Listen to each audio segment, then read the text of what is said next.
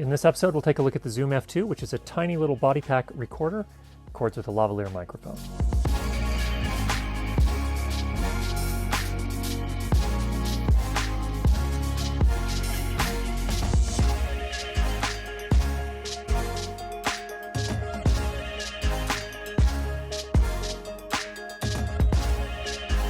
This entire episode is being recorded with the Zoom F2, the Bluetooth version in this case. First up, let's get you some audio samples. It was easier to know it than to explain why I know it. If you were asked to prove that 2 and 2 made 4, you might find some difficulty, and yet you are quite sure of the fact. It was easier to know it than to explain why I know it. If you were asked to prove that 2 and 2 made 4, you might find some difficulty, and yet you are quite sure of the fact. It was easier to know it than to explain why I know it. If you were asked to prove that 2 and 2 made 4, you might find some difficulty, and yet you are quite sure of the fact. It was easier to know it than to explain why I know it. If you were asked to prove that 2 and 2 made 4, you might find some difficulty, and yet you are quite sure of the fact. It was easier to know it than to explain why I know it. If you were asked to prove that 2 and 2 made 4, you might find some difficulty, and yet you are quite sure of the fact. It was easier to know it than to explain why I know it. If you were asked to prove that 2 and 2 made 4, you might find some difficulty, and yet you are quite sure of the fact. Now, what makes the Zoom F2 special? Well, the main feature I would say is that it is a 32-bit float audio recorder. If that doesn't make any sense to you, don't worry. All it really means is you do not have to set the input level, and you don't have to worry about the audio distorting because it got too loud. On typical recorders, if you do not set the gain or the input level appropriately, and the sound levels get too high, you will get distortion.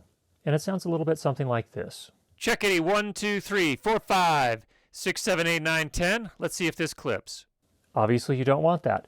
Nice thing about 32-bit float is that on this recorder, you don't set the input level, and then in post, in your video editing app or in your audio editing app, you can adjust the levels to fine-tune them. So for example, here's something that normally would be considered recorded way too low. We can bump it up. Now, the Zoom F2 is not the only recorder that does this. Tentacle Sync also released a recorder called the Track E fairly recently. We did a review for that. You can check that out over here. So let's run through the pros and cons. First of all, the pros. First of all, this thing is tiny. It is the smallest body pack recorder I have used, I think, possibly. The Tascam DR-10L is pretty close in size, but it looks like the F2 has it beat just by a little bit. In terms of price, it comes in at $150 for the F2 or $200 US for the F2 version with Bluetooth. I have the Bluetooth version here, and we'll talk more about what that means in a minute. You power it with 2 AAA batteries or via USB-C. This is nice from the standpoint that you are not tied to an internal battery, such that when it runs out, you're basically done. You have to recharge before you can do any more.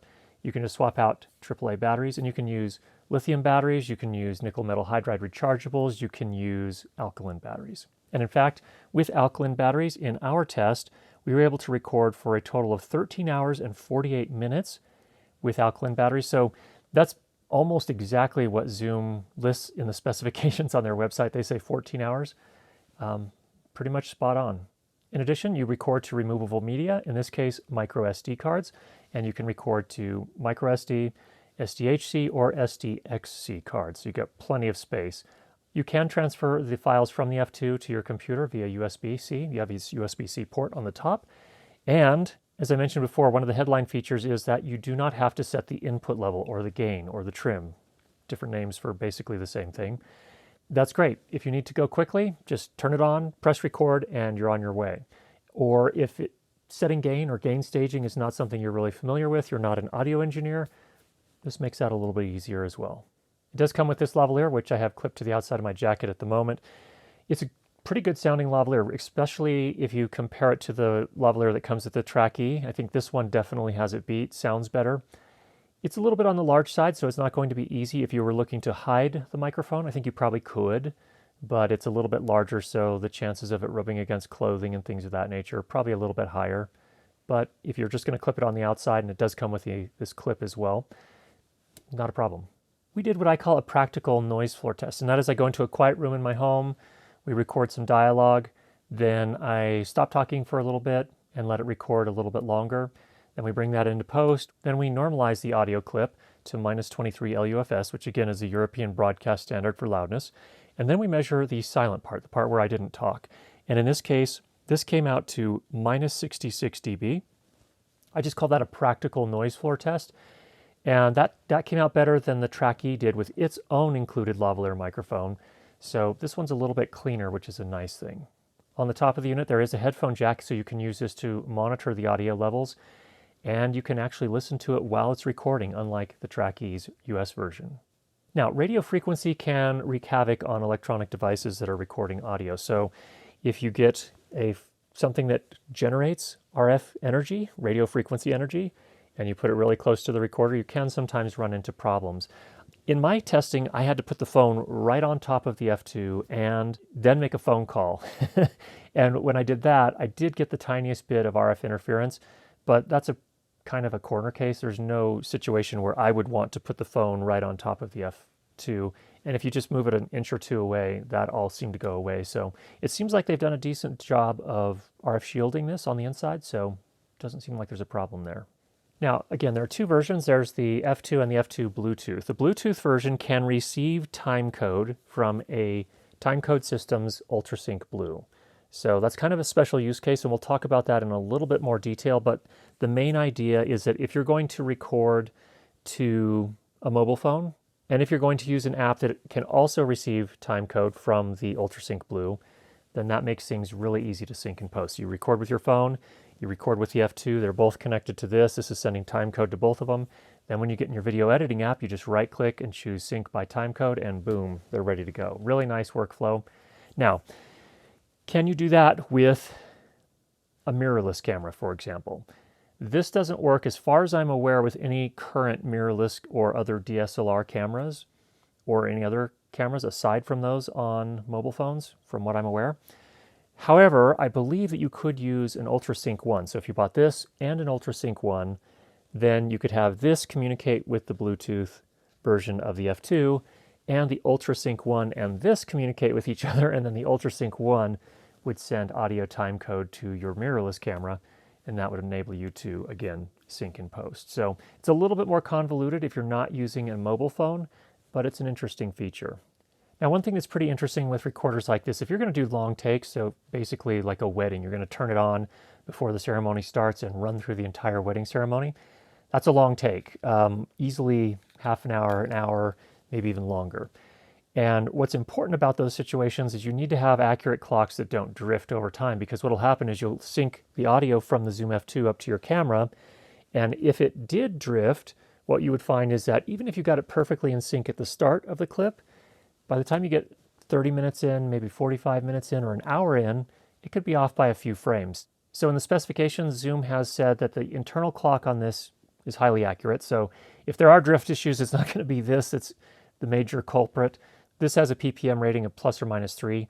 So in the course of an hour, you should be less than half of a frame off. So really nice feature there as well. Another thing I very much appreciate about the Zoom F2 is that there is a lock switch or a hold switch.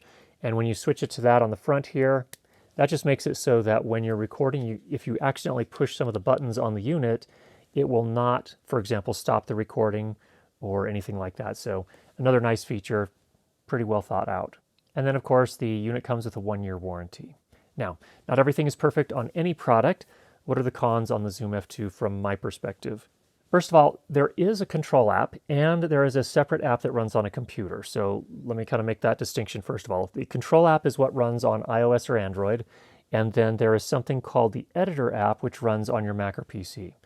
Now, the control app connects via Bluetooth to the Bluetooth version only. If you do have the non-Bluetooth version, you don't get mobile app. So just so you're aware, that's an important thing to keep in mind. So I would really probably buy the Bluetooth version.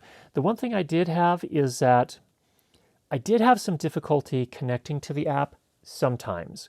Sometimes it was flawless, and other times there was one time it took almost 90 seconds to reconnect to the app. So it was a little bit spotty there. Under most circumstances, it worked okay, but just so you're aware, if you're expecting a perfectly seamless experience connecting to the Bluetooth app every time, maybe not. Now, there are a few limitations to the mobile app as well. Number one, you cannot format the SD card from the app. You cannot monitor audio. That is, you cannot listen to the audio from your phone. You actually have to plug into the headphone jack on the unit itself to be able to hear the audio. And then, of course, a corollary with all that is you cannot playback files on your phone either. Again, you have to plug into the unit itself to play back the file and hear what it sounds like. So when it does come time to format the card, or if you're using the non-Bluetooth version, you do have to connect to your computer via USB-C. The USB-C port here, it can be USB-A on the computer side. That's where you can format the card. And for the non-Bluetooth version, that's where you set all of the settings. Now, not that I see this as a major problem, but I should call it out. Zoom's other products in their F line, their field recorder line, are typically made out of metal. This one is very much unabashedly plastic. Well, I don't know if that's plastic on top as well. It looks kind of like metal, and maybe it is. But it is mostly plastic. Is that a problem? Time will tell. It seems like it's made decently. I mean, if you drop it off a cliff, you're probably going to need to replace your F2. But now, I know the burning question that a lot of people will have is, how does this compare to the Tentacle Track E? Now, first of all, we need to put this into context. The Tentacle Track E is a slightly different product. A lot of people consider it very similar, and indeed, it is similar from the standpoint that it's a 32-bit float body pack recorder that you use a lavalier microphone to record to. But it does have some pretty important differences. Let's kind of run through those. I think that the microphone included with the Zoom F2, as I mentioned before, is a better sounding microphone. So good job, Zoom. I like the physical controls on the Zoom F2 versus the Tentacle. So you have a big record button, you have a lock feature right around the record button, you have buttons to start, playback, to stop, and to change the headphone volume. So I really appreciate those controls on here. On the Zoom F2, you have replaceable batteries, so you're not tied to the internal battery like you are on the Tentacle Track E. Now, Tentacle Track E generally is rated at 10 hours of record time. I don't know that that's going to be a problem for most people, but it is nice to have the ability to swap out the batteries. Now, from what I can tell, and again, I only have this single F2 BT version here, but from what I can tell with the app, it looks like you can only connect to one F2 recorder at a time. So if you're planning to use multiple recorders, I think that's important to keep in mind, that you're going to have to disconnect from one and reconnect to another if you want to switch back and forth between them. That's where the Tentacle Track E has a major advantage. That app can connect to all of them, and you just have to select which one you want to use at that moment and then reselect the other one and go back and forth. So that's a little bit more convenient. I know, of course, you can accomplish the same thing with the F2 app if you're using the Bluetooth version of the F2, but it's a little bit more work. Now, with just the recorders themselves, the F2 Bluetooth version comes in at $200 US, and the Tentacle Track E comes in at $350 US. So that's a huge differentiator. Now, it's important to keep in mind that there are some other distinctions between these products. The Tentacle Track E, for example, has a timecode generator built into it. The Zoom F2 does not. The Bluetooth version has the ability to receive timecode from an external timecode generator, but it itself does not have a timecode generator built into it. So that's an important distinction, first of all. So that can actually affect what other products or other gear you might need if you are doing a timecode workflow. So let me kind of run through a couple of those, for example. So if I wanted to use the F2 and I wanted to use timecode to sync to video footage that I shot on my mirrorless or DSLR camera, I need a number of things. So I would need the F2 Bluetooth version, I would need a Timecode Systems Blue, I would need a Timecode Systems UltraSync 1, and so that comes out to $628 US. On the other hand, if I needed to do this with a Tentacle Track E, I would need the Track E, and I would also need to buy a Tentacle Sync E, and that comes out to $579. So you can see there's some distinctions here. While the Track E may seem more expensive up front than just an F2, and indeed that is the case, $350 versus $200, if you're going to incorporate it into a workflow where you're going to be doing timecode, that's where the Track E can actually end up being more affordable. Now there's another distinction for some workflows as well, where it actually can be more cost effective to go with the Zoom F2 and Timecode Systems. So Timecode Systems was recently bought by Atomos, the company that makes the monitor recorders, and they also have an Atom Sync module that you can put on the back of most of those recorders, or at least the Ninja 5. I'm not sure of all the details, but I believe it's a Ninja 5 for sure, and that can communicate with something like this. So you could communicate with this, your Zoom F2 Bluetooth, and if you have a Ninja 5 with that Atom Sync module, that comes out to be a little bit more affordable. So if you've already got the Atomos recorder, that could be a little bit more affordable. That would come in at $200 for the F2 Bluetooth edition. For the Atom X sync module, that's another $149, so that comes out to $350. So there's a case for that as well if you are working with a Ninja 5. Another interesting thing, the Tentacle Track E comes with a microSD card. The Zoom F2 and the F2 Bluetooth do not. So there's another potential expense there if you do not already have a compatible microSD card. Another huge difference, the F2 and the F2 Bluetooth, you can use the headphone jack and you can monitor while recording, whereas on the US version of the Tentacle Track E, you cannot. Now, some people will say, why can't you? Well, there's evidently a patent held by a company here in the United States that makes it so that companies run the risk of patent infringement if someone can connect a wireless system to a body pack recorder and record to the body pack and send the signal wirelessly at the same time. So Tentacle has taken the safe path and they've said, okay, we're not going to impose on that trademark. We don't want any legal issues. So that's what they've done. Zoom evidently hasn't used the same mindset. So I don't know what that means.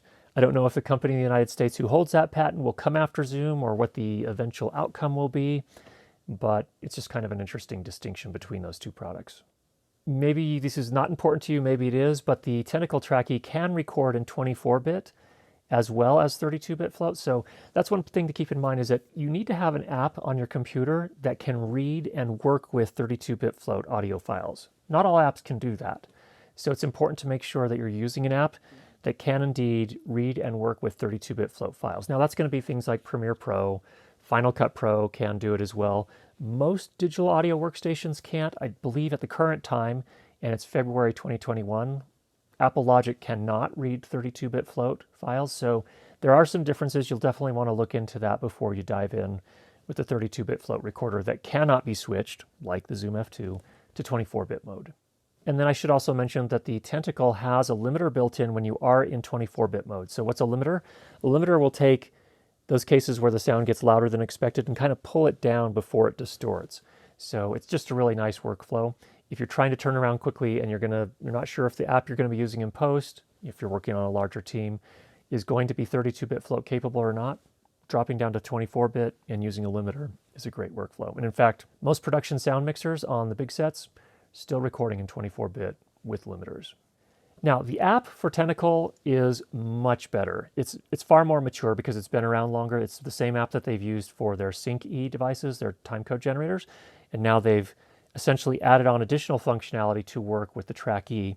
But it's able to, again, control multiple Tentacle devices at the same time and perform all the tasks that you need, including formatting your SD card directly from the app. So Tentacle is really making it easy to do everything from your mobile device, as opposed to having you connect via USB-C to a computer to make the settings changes and to format your card. All right, another question that might come up is, well, there's a Zoom F1. How does that compare to the Zoom F2? And I can say this, I think the F1 has a much tougher build quality. It's bigger and chunkier, but it is definitely built better than the F2, and it comes in at $149 US with the Lavalier. On the flip side, the F1 does not have any sort of Bluetooth capability, so you control it entirely from the physical controls on the device itself. That's a pro or a con depending on how you're looking at it. What about versus the Tascam DR-10L, another very popular body pack recorder? I think at this point, if you own a Tascam DR-10L and you're happy with it, you're getting everything you need from it, great, stick with it. There's no reason to change from my point of view. If on the other hand, you are buying new, you don't have a body pack recorder yet and you need to get one, then I would probably say that the Zoom F2 probably makes more sense to me. I think the included lavalier sounds quite a bit better. The ability on the Bluetooth version, certainly, to control it via your mobile app is really helpful. I mean, consider if you're shooting a wedding, for example, and you've got this hidden on the groom and you need to make a quick setting change, who wants to pull that off? And especially if you have it hidden on the bride. And if you have it hidden on the bride, it's buried. And so it's pretty impractical to have to dig in. That's where a mobile app is really, really helpful. So overall, there's a look at the Zoom F2 and the F2 Bluetooth. I hope that was helpful for you. If you have any questions, go ahead and leave those down below. And if you've not already subscribed, make sure you do that. And we'll be sure to get you more great videos on how to improve your lighting and sound for video. Talk to you soon.